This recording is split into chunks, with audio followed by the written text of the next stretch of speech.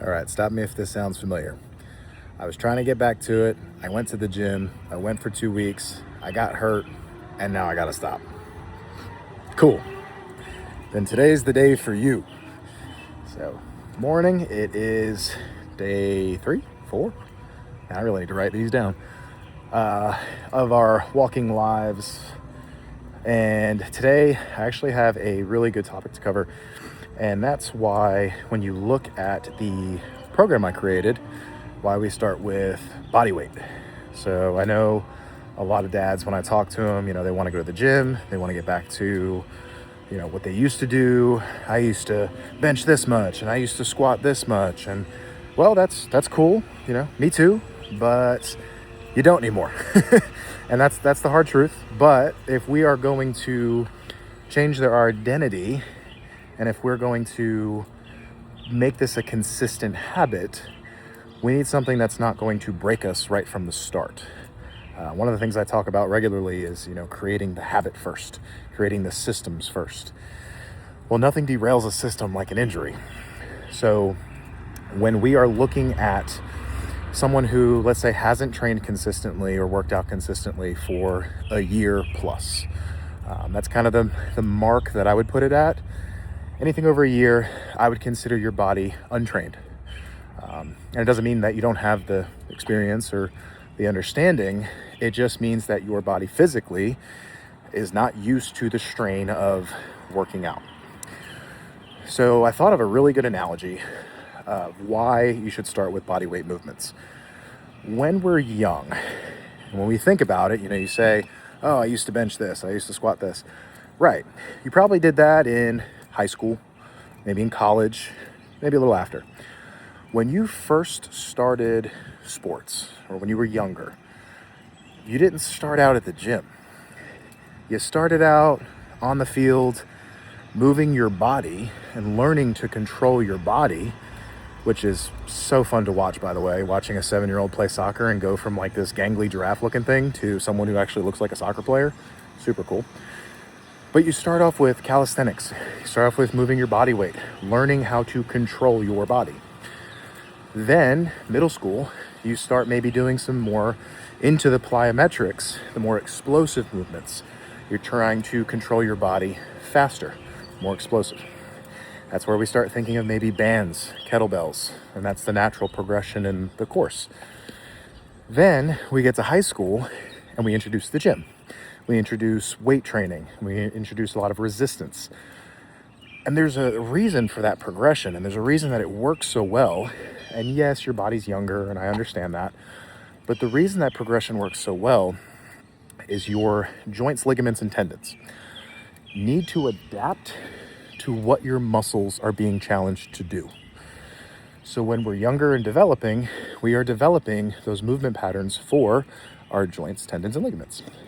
And yes, our muscles will grow, but the joints, tendons, and ligaments have to adapt first. There was an old analogy when I was a strength coach that said you can't put a cannon on a canoe. So you build these huge biceps, but you don't take your elbow through full range of motion. Well, that's cool. You built this cannon and your elbow is a canoe. You go to use that cannon one day and you're going to blow a hole in your canoe. And that's where injuries happen. So when we think of getting back into it, we need to slow down. You have the rest of your life to be strong. You have the rest of your life to set a good example for your family. We need to create a system that's sustainable, and the way that we do that is by starting off slow in manageable pieces. Now, I know I'm going to meet people at all different stages of that, and so my plan for the course is to have tiers. But my metric is going to be, if you haven't trained consistently, and that means, about 3 months of consistent training, have not stopped, have not taken weeks off, then you need to start at square one. Square one, move your body, move body weight. Step 2, I love kettlebells. I think there's nothing better and more efficient, especially for a dad, than a good kettlebell workout. Kettlebells are fantastic because they are going to keep your heart rate up, so you're getting a bit of cardio in with resistance training. So stage 2, bands, kettlebells. You're still moving your body around because we're going to mesh some body weight movements in there as well, but you are getting some resistance. Stage 3. Now this will be for all the dads that complete the program, or for people who are jumping in and may just want access to a strength coach / chiropractor. I am planning on creating more athletic specific, injury proof specific content once the school gets rolling. I myself, I do enjoy the gym. I've been training for, feels like forever, but it's been over 20 years. I have been training consistently in my most recent phase for about 1.5 years now. So for me, I feel comfortable blending gym, kettlebell, body weight. So I do plan on moving into gym workouts, but I also want to incorporate all 3.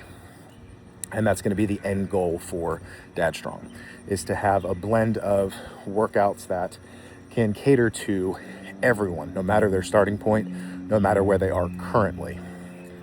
So that is the goal, and that is the reason behind it. Because I know, some of the first comments are going to be, well, what do I do at the gym? Well, go to the gym, take advantage of the fact that they have cardio equipment. Rowing would be my recommendation. We'll do a whole video on rowing, or walking. Like I said, walking is so underrated. And do the body weight exercises at the gym. Don't waste your gym membership. Go and use the amenities. But if you are not consistent, you risk injury, or you risk doing too much right off the rip, and you end up slowing down or stopping because you get hurt, because you get too sore. So start off slow. Start off with bite-sized chunks. I didn't think I'd get run over. Start with bite-sized chunks. This way it's sustainable. You don't need to be sore after every workout. That's something I learned later on in life. Yes, soreness lets you know you did something, but if that soreness takes over the next day and you can't work, you can't be there for your kids, in my opinion, it's not worth it. So this one, pretty quick. Oh, okay. I'm averaging that 8-minute mark. So not too crazy, not too much time invested. But I just wanted to go out and say kind of why I started the program the way I am and what the end goal is. So let's say the content's not out there right now for you. You're looking for more gym workouts and stuff like that. It's coming. It's definitely coming. It's something that obviously I'm passionate about. So we will continue doing that. But in the interim, get strong, show up, be the superhero your kids already think you are. I love you and have a wonderful day.